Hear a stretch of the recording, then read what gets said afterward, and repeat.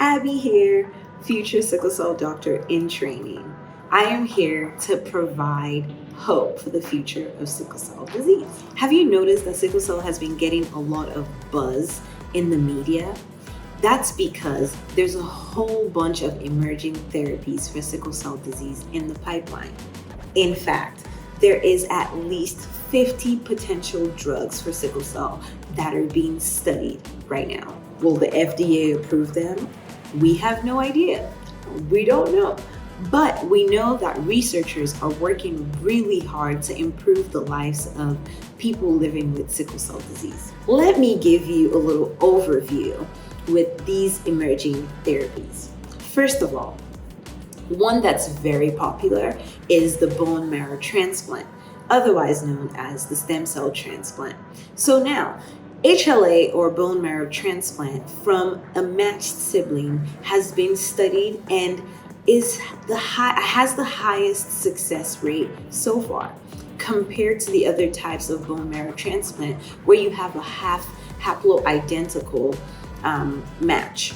For example, family members like mom or dad, those are still being considered experimental. Secondly, gene therapy. This has been causing buzz in the sickle cell community right now. It's important for us to know the different kinds of gene therapies that are there.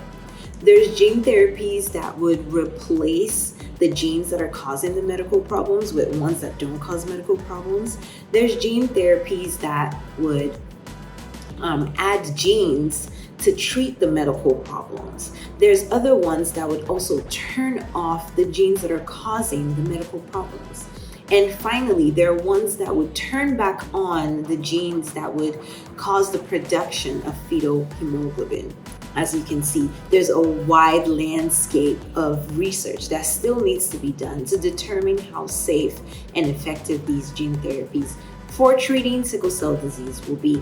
Gene therapies typically use the participant's own cells and redesign it to achieve success. And these are usually given to the patient once in their lifetime.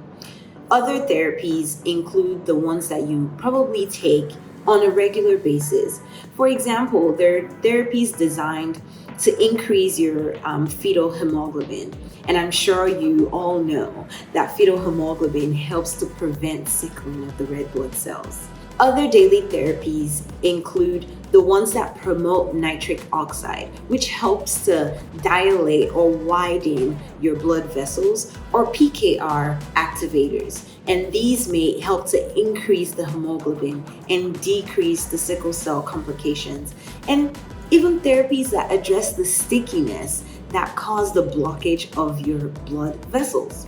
Okay, there's a lot to look forward to with so many treatments on the horizon. I am excited. It's about time, right?